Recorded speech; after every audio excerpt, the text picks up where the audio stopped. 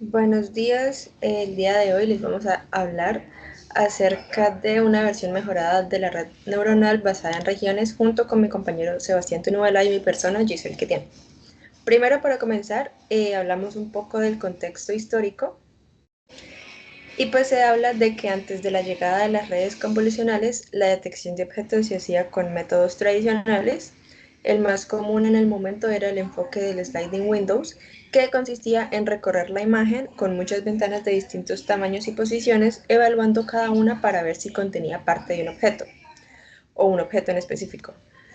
Para describir estas regiones se usaban descriptores manuales como el histogram of foreign ingredients, que capturaban bordes y formas. Luego esos descriptores se pasaban a un clasificador SVM que decidía si la ventana contenía, por ejemplo, un carro, una persona o simplemente nada. Otro método muy influyente fue el DPM, el cual fue propuesto por Felsenwell en 2008, que representaba a los objetos como partes deformables, logrando buenos resultados en el benchmark como el dataset Pascal-Bok. Aunque estas técnicas funcionaban, tenían limitaciones importantes ya que eran muy lentas, no escalaban bien pues a múltiples objetos y dependían de características diseñadas a mano, lo que restringía su capacidad de generalización. Estas debilidades pues abrieron un camino a soluciones basadas en redes neuronales profundas que aprendían automáticamente las características más útiles de los datos. Antes de pues, este método mejorado de la red neuronal basada en regiones, existieron dos modelos clave. En 2014 fue el Ross Gershik. Él y su equipo de la Universidad de California en Berkeley representaron la red neuronal basada en regiones, que fue el primer modelo que aplicó redes convolucionales profundas a la detección de objetos. Fue también un gran avance respecto a la precisión, pero era muy lento. Cada imagen generaba miles de regiones y cada una pasaba por la red neuronal de manera independiente. El modelo se podía entrenar o podía tardar hasta semanas. Ese mismo año, se junto con Kaimin y otros colegas de Microsoft, introdujeron lo que sería el Spatial Pyramid Polling Network, que reutilizaba un único mapa de características para toda la imagen, y pues esto redujo el tiempo, pero aún no permitía entrenar todo el modelo de forma conjunta. Con estas limitaciones que se presentaron, la comunidad necesitaba como una arquitectura que fuera más rápida y precisa y pues de igual forma práctica. Y es así como en 2015, un año después, se propuso la versión mejorada de la red neuronal basada en regiones, que resolvió gran parte de estos problemas que se tenían. En Microsoft Research, pues presentó este modelo, que era una versión mucho más eficiente que solucionaba los principales problemas de la versión anterior de 2014. La idea clave fue que en lugar de pasar cada región propuesta por la región convolucional de forma independiente, se procesaba la imagen completa una sola vez para generar un modelo de características y después las regiones de interés se proyectaban sobre ese mapa y se convertían en un tamaño fijo gracias al Roy Polling. Y pues esto permitió unificar todo el proceso de una sola red, acelerando drásticamente el entrenamiento y la inferencia sin perder precisión. Y el resultado pues fue un modelo más rápido, más preciso y mucho más práctico que sus predecesores, marcando así como un antes y un después de la detección de objetos.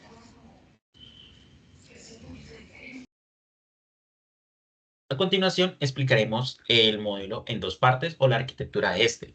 Una breve descripción para ingresar más a profundidad es que eh, con la imagen se usa la imagen completa como entrada y no recortamos las regiones desde el principio. Luego, en el CNN, las imágenes se atraviesan a un CNN y se obtiene un único mapeo de las características compartidas por toda la imagen. Luego pasaríamos al row polling. Las regiones propuestas se proyectan sobre ese mapa y luego vendría la clasificación y caja, en que cada región normalizada pasa por las capas Fuel Connect, que devuelven la clase Softmax y se ajusta a la caja delimitadora. De esta manera, todo el proceso es mucho más eficiente y se mantiene en una buena precisión. Ahora para explicar un poco más a detalle la representación del proceso de este modelo, pues se puede dividir, como ya dijo mi compañero, en dos etapas o en dos escenarios. En la primera etapa, que sería la propuesta de las regiones, el Region Proposal Network, primero pues se toma la imagen completa y se procesa con una red neuronal convolucional, podría ser ya entrenada como lo sería una ResNet, para extraer un mapa de características que serían los Feature Map. Sobre este mapa se generan puntos de anclaje y cajas de anclaje con diferentes dimensiones y relaciones de aspecto que funcionarán como candidatos para conectar los objetos.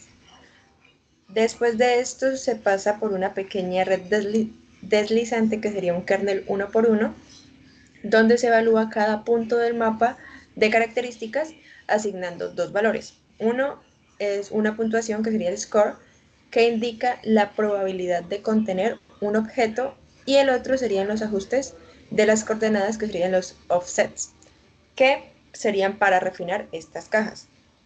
Por último, pues el resultado serían numerosas propuestas de regiones, que serían las Region Proposals, con una alta probabilidad de contener objetos. Luego tendríamos la segunda etapa, que es la clasificación de objetos y refinamiento de cajas. Empezaríamos por la región propuesta. Después de que el RPN obtenemos la propuesta de regiones, que son las cajas que probablemente contengan los objetos. Luego pasaríamos a agrupar cada una de estas, y las propuestas de la región tienen diferentes tamaños, pero la red neuronal necesita entradas de tamaño fijo.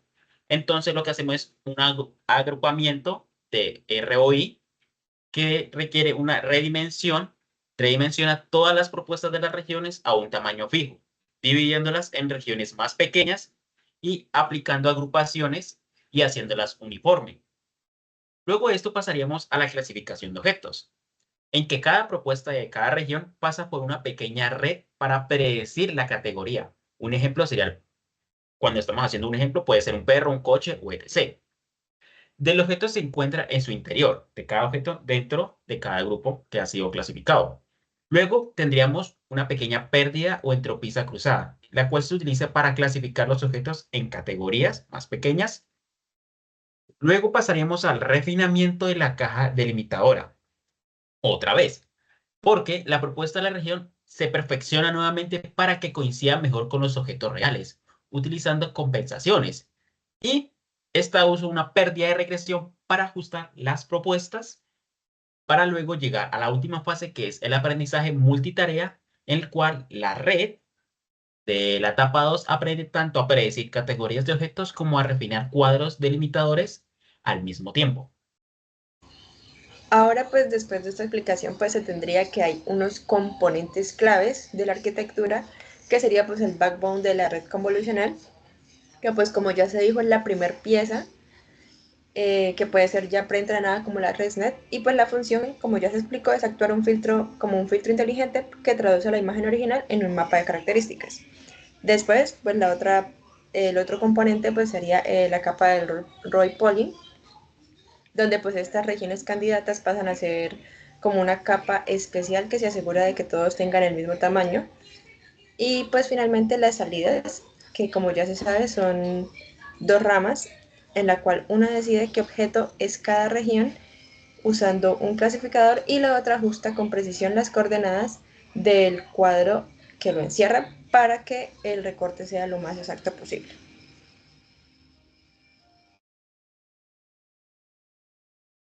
Ahora hablaremos sobre las innovaciones que transformaron la detección de objetos.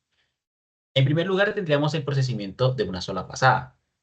En lugar de analizar cada región por separado, como hacía RCNN, ahora la red procesa toda la imagen de una sola vez, utilizando las características para todas las regiones propuestas. Esto redujo drásticamente el tiempo de cómputo. Luego tendríamos el segundo paso, que es el row polling estratégico.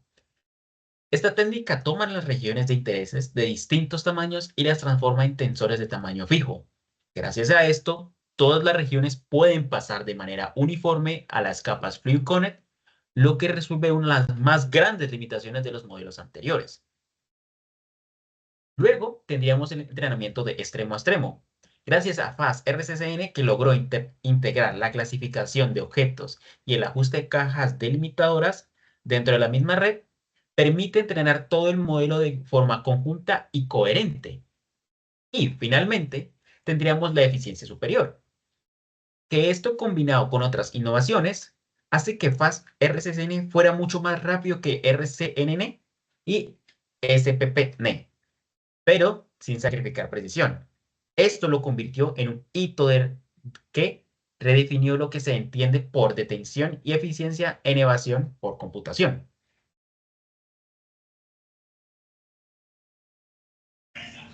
Ahora, en el impacto que tuvo en el benchmark, primero pues el modelo se probó con uno de los conjuntos de datos más usados para evaluar la detección de objetos, que era el Pascal Bug, y allí fue donde realmente se notó el salto de calidad que tuvo este modelo.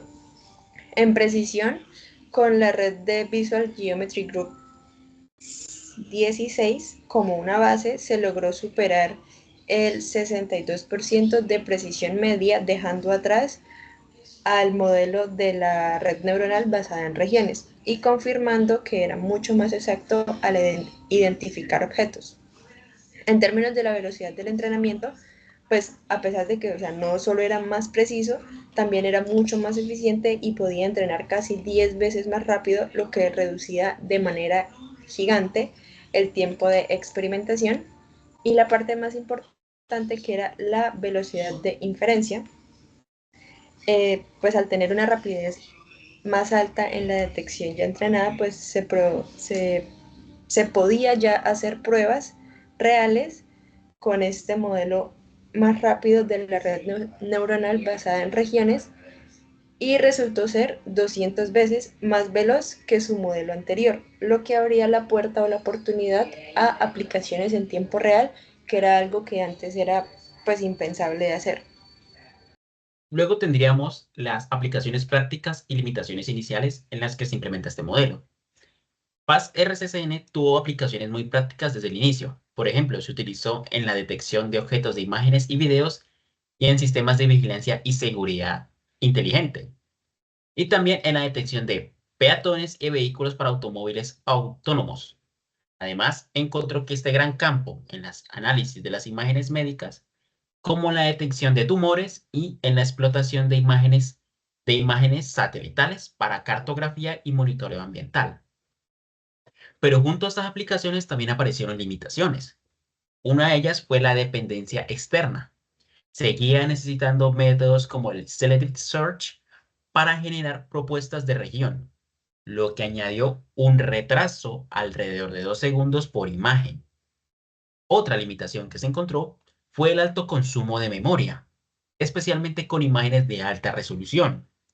Y aunque era más rápido que el modelo anterior de RCCN, no alcanzaba la velocidad en tiempo real, lo que hacía poco adecuado para ciertas aplicaciones inmediatas. Pero aún así, estas limitaciones no fueron un freno, sino que pasó a un intermedio, abriendo el camino a la siguiente generación de modelos como el FastRCCN, que buscó superar precisamente esta dependencia de métodos externos y mejorar todavía más la eficiencia. Ahora, para mencionar un poco del legado que tuvo este modelo, pues ya que fue mucho más que un simple modelo exitoso, se convirtió en un punto de partida en donde pues a partir de él surgieron nuevas ideas que marcaron un rumbo de la visión por computador. En ese mismo año, en 2015, apareció la versión Faster de la red neuronal basada en regiones, que mejoró el proceso al integrar dentro de la propia red la generación de regiones de interés, que pues ya no dependía de algoritmos externos, lo que hizo que todo el sistema fuera más ágil y autónomo. Después, en 2007, surge la versión Mask de la misma red neuronal basada en regiones, que fue más allá de dibujar cuadros alrededor de los objetos y añadió la capacidad de segmentarlos píxel por píxel, logrando un nivel de detalle mucho más alto.